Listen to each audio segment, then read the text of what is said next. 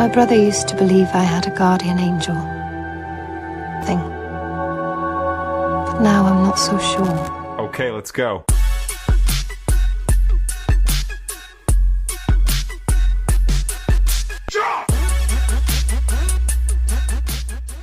Halo bro, kembali lagi bersama gue di Jambu Film. Gimana kabar kalian? Coba cek kodam kalian saat ini apa? Apakah kodam cacing kasur? Emangnya kenapa ngap? Karena pada kesempatan kali ini, gue akan membahas film berjudul Consecration 2023. Film ini menceritakan seorang perempuan bernama Grace yang harus mengunjungi sebuah wilayah di Skotlandia untuk menyelidiki kasus kematian adiknya yang misterius. Namun, di tengah penyelidikannya, sesuatu yang mengerikan akan terungkap. Penasaran kan? Oke lah, daripada penasaran, ya udah kita bahas minggu depan. Tapi bohong. Ya udahlah, kita mulai alur ceritanya. Kalau kalian suka dengan channel ini, jangan lupa subscribe ya, biar nggak ketinggalan video menarik lainnya. Film ini diawali dengan diperlihatkannya Kewes bernama Grace, seorang dokter mata yang bercerita bahwa menurut adiknya, Grace memiliki sosok malaikat pelindung. Dulu ia tidak percaya hingga momen ini pun terjadi. My brother used to believe I had a guardian angel. And I used to believe in nothing.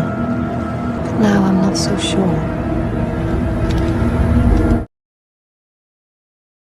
Kemudian cerita beralih ke beberapa hari sebelum kejadian tadi. Grace yang seorang dokter mata terlihat menangani seorang emak-emak yang menderita katarak kronis. Grace berkata bahwa jika penyakit ini tidak segera ditangani, lama-lama bisa mengakibatkan kebutaan. Tapi, kalau si nenek belum punya BPJS tingkat VIP, mending dicuci saja matanya pakai Ibur Water. Hingga di malam harinya, sebelum tidur, Grace terlihat membalas email dari kelas online Halodoc berbayar. Namun, tak lama kemudian, ia heran karena listrik tiba-tiba mati.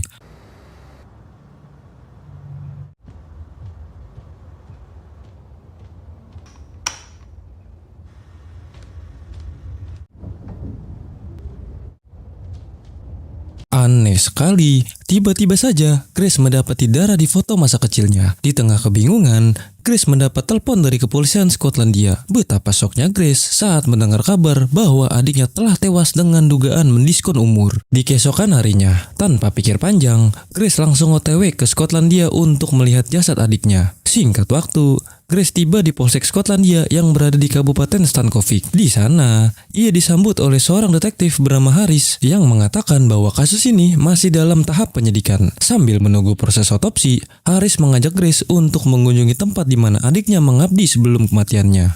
Di tengah perjalanan, Harris menduga bahwa adik Grace tergabung dalam komunitas keagamaan ekstrim. Apalagi sebelum kematiannya, seorang pendeta ditemukan tewas dihabisi seseorang. Dugaan sementara menyebut bahwa adik Grace mendiskon umur setelah menghabisi pendeta tersebut. Mendengar hal itu, Grace merasa tidak yakin jika adiknya melakukan hal sekeji itu.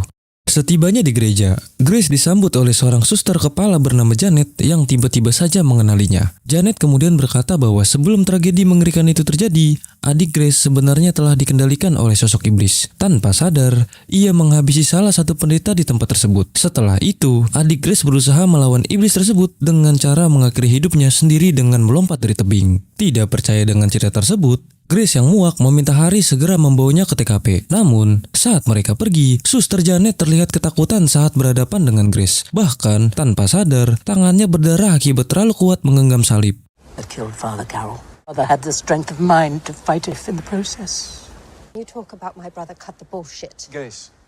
Please show me where my brother was murdered.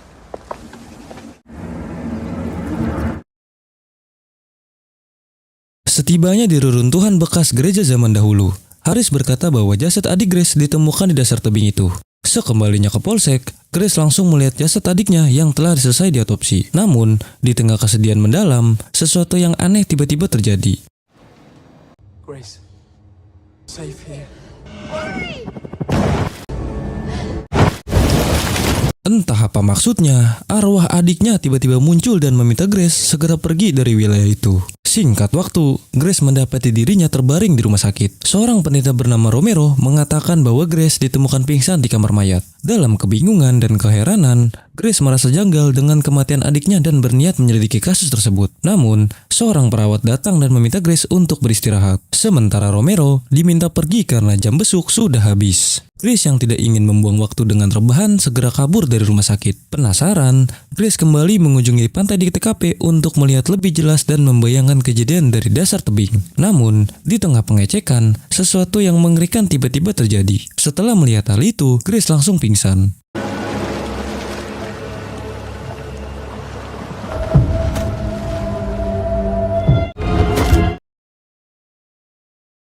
Selang beberapa saat, Grace tersadar dan heran mendapati dirinya berada di gereja. Merasa ada sesuatu yang terjadi, ia kemudian berniat menemui Suster Janet. Sesampainya di ruang makan, Grace menanyakan kenapa dirinya bisa tiba-tiba berada di gereja. Ia juga bertanya di mana barang-barangnya disimpan. Dengan nada tenang, Suster Janet meminta Grace untuk tenang dan makan roti terlebih dahulu. Janet menjelaskan bahwa Grace ditemukan pingsan di pantai. Dan untungnya, seorang sopir taksi menyelamatkannya sebelum tenggelam. Kemudian, Grace kembali menanyakan penyebab kematian adiknya yang terasa janggal. Ia yakin wajah babak belur adiknya bukan akibat terjatuh dari tebing. Namun, di tengah obrolan, Romero tiba-tiba datang untuk menunjukkan sesuatu pada Grace. Sesaat kemudian, Romero membawa Grace ke reruntuhan kuno yang dulunya digunakan untuk melakukan pengakuan dosa. Sambil mengusap lambang salib yang dibelit ular, Romero menjelaskan bahwa di masa lalu, seorang harus mundur sejauh dosa-dosanya sampai akhirnya mereka terjun dari tebing untuk membersihkan diri. Sepulangnya dari tebing, Romero menunjukkan kamar dan barang-barang milik adik Grace. Ia berkata bahwa Grace dipersilakan tinggal di tempat itu selama yang ia inginkan, sampai rasa kehilangan dan penasarannya sembuh. Ketika Grace menemukan jurnal milik adiknya, rasa penasarannya mendorongnya untuk membacanya. Namun,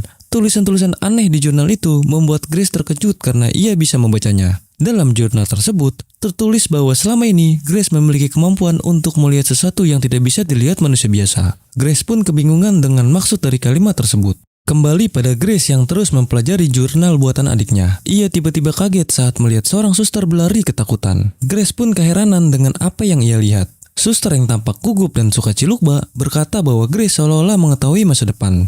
Tempat ini menurutnya mustahil diketahui oleh seorang lain selain para suster yang sudah lama tinggal di sini.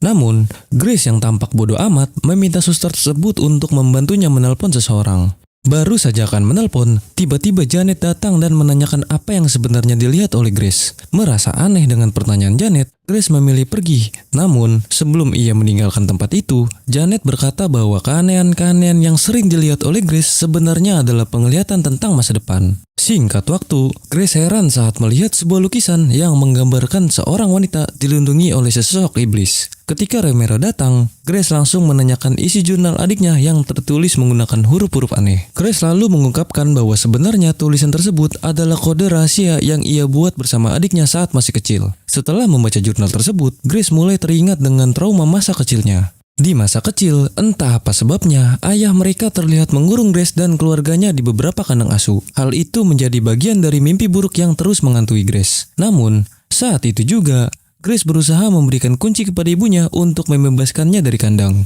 Melihat ada kesempatan, sang ibu yang berhasil membuka kandang mencoba kabur untuk mencari bantuan.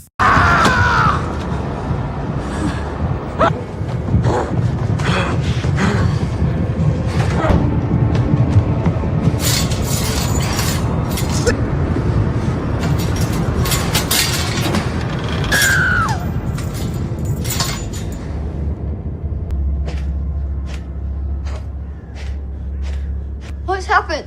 Oh my god, betapa syoknya Grace ketika melihat ibunya tewas dirujak oleh sang ayah. Di tengah kepanikan, Grace berhasil membebaskan adiknya, Michael, dan langsung bersembunyi. Namun, entah apa yang menyerang ayah mereka, tiba-tiba sang ayah merintih kesakitan tepat sebelum ia menyakiti mereka. Setelah insiden itu, pihak gereja mengadopsi Grace dan Michael. Mereka dipindahkan ke sebuah gereja khusus. Namun, di tengah perjalanan, pendeta yang membawa mereka tiba-tiba berusaha memisahkan Grace dan Michael. Kemudian, Grace dianggap sebagai anak iblis. Lagi-lagi, sesuatu yang aneh terjadi. Ketika Grace dalam bahaya, mobil yang mereka tumpangi tiba-tiba oleng dan menabrak truk besar. Kejadian itu menyelamatkan Grace dari eksekusi yang direncanakan oleh sang pendeta. Get out! What are you doing? Michael! Michael! There.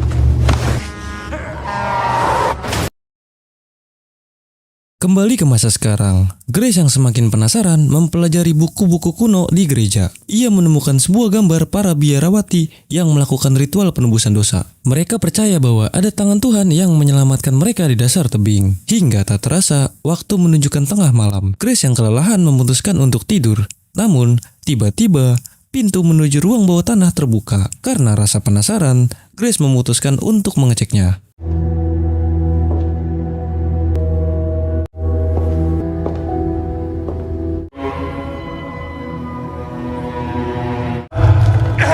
Where is the relic? I don't know where it is. You are lying. No, wait. Take him. Made his peace with God. Oh my god, rupa-rupanya ruangan itu adalah ruang penyiksaan. Grace mulai mendapatkan penglihatan tentang apa yang sebenarnya terjadi pada Mikhail. Ia melihat bagaimana Mikhail disiksa oleh para penghuni gereja untuk mencari tahu keberadaan Grace. Namun, Mikhail tetap bungkam. Saat mereka akan menghabisi Mikhail, penglihatan itu menunjukkan kenyataan sebenarnya. Mikhail lebih memilih berdosa dengan bunuh diri daripada mengkhianati Grace. Setelah menyaksikan semua ini, Grace dihampiri seorang biarawati yang berniat membunuhnya. GG sekali, malaikat pelindung Grace kembali aktif, hingga biarawati tersebut tewas dengan senjatanya sendiri. I am but a lamb, worthy your heart.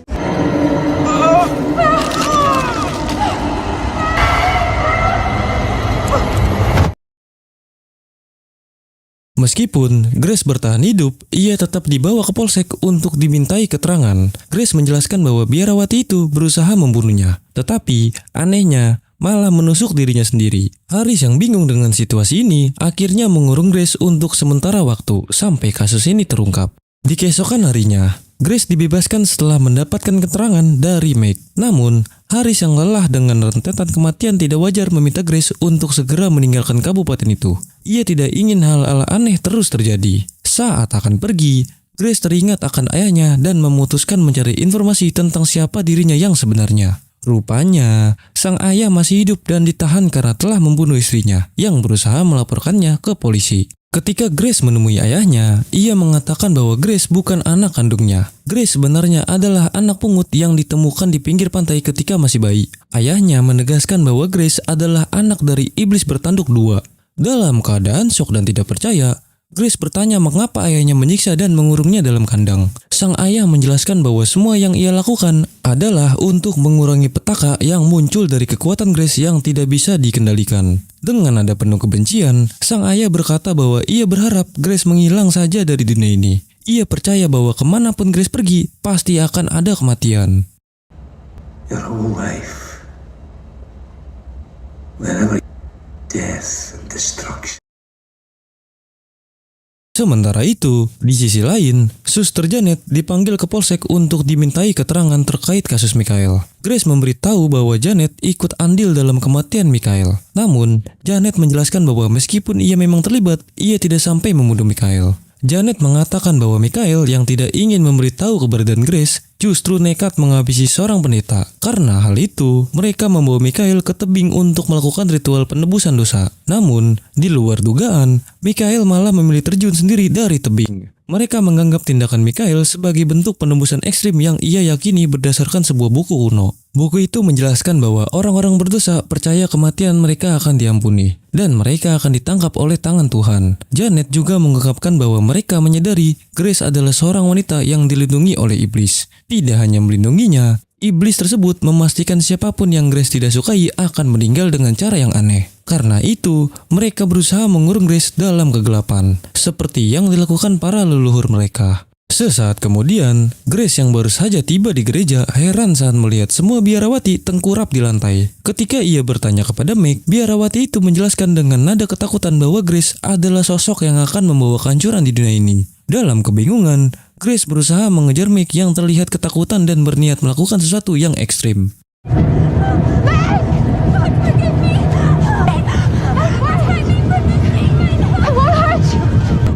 Mother thinks me fragile. I will not let her take me, evil, or be devoured.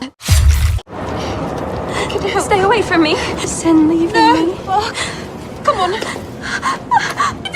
No, make it stop. Okay. All right. Don't let me die. Oh, ternyata ini kejadian yang sempat dilihat oleh Meg sebelumnya. Grace kemudian melihat pendarahan pada tangan Meg dan berusaha menolongnya. Sayangnya, Meg si biarawati tukang ciluk bak akhirnya tewas kehabisan darah. Sesampainya di gereja, Grace meminta pertolongan karena merasa dirinya telah dikutuk. Ketakutan, ia memohon kepada Romero untuk menghentikan semua ini. Romero dengan tenang menyuruh Grace mengikuti ritual jika ingin terbebas dari iblis yang melindunginya. Tanpa curiga, Grace menurut. Ia digotong secara bergotong royong ke makam kuno untuk menjalani pembersihan. Namun, sesaat setelah masuk ke dalam makam, Grace terkejut mendengar Romero berniat menyegelnya di sana untuk selamanya.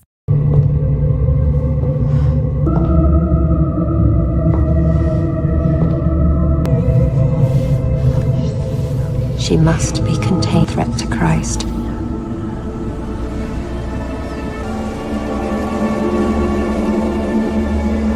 In the tomb you shall not aid. Preserve forever.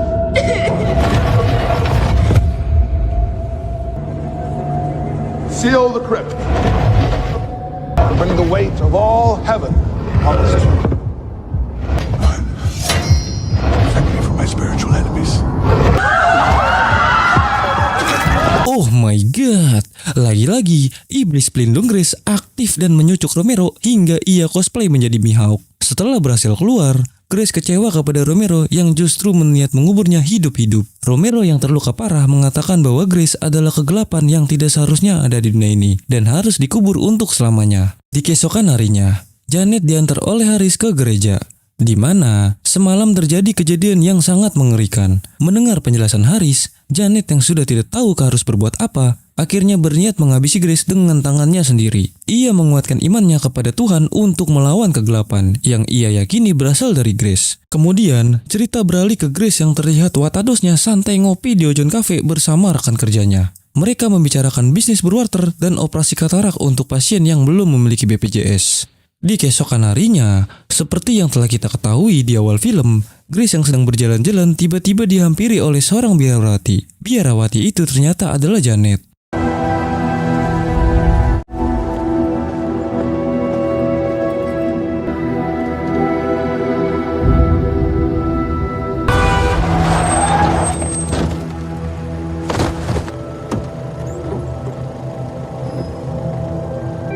Malang sekali, meskipun Janet datang dengan iman yang teguh dan niat kuat untuk menghabisi Grace, rencananya tetap gagal. Sebab, Grace selalu dilindungi oleh malaikat pelindung yang ternyata adalah iblis dengan kekuatan luar biasa. Film ini berakhir dengan menyiratkan bahwa Grace adalah anak iblis yang selalu dilindungi dari bahaya apapun. Atau dalam istilah lainnya, Grace memiliki kodam yang sangat kuat. Tidak dijelaskan secara rinci dari mana Grace berasal. Yang pasti, ia ditemukan oleh ayah angkatnya terdampar di pantai sebelum dipungut. Menyadari keberadaannya Grace yang dianggap sebagai ancaman, pihak gereja berusaha melenyapkannya. Namun, upaya mereka selalu gagal. Adiknya Michael bahkan memilih berdosa dan mengorbankan dirinya daripada membocorkan keberadaan Grace. Meski begitu, perjuangan mereka semua tetap sia-sia. Karena Grace terus bertahan hidup berkat perlindungan kekuatan misterius tersebut. Mungkin cukup segini saja alur cerita Concreation 2023. Jangan lupa like, share, dan subscribe supaya kalian tidak ketinggalan video menarik lainnya. Terima kasih sudah menonton dan sampai jumpa di video berikutnya. Bye-bye.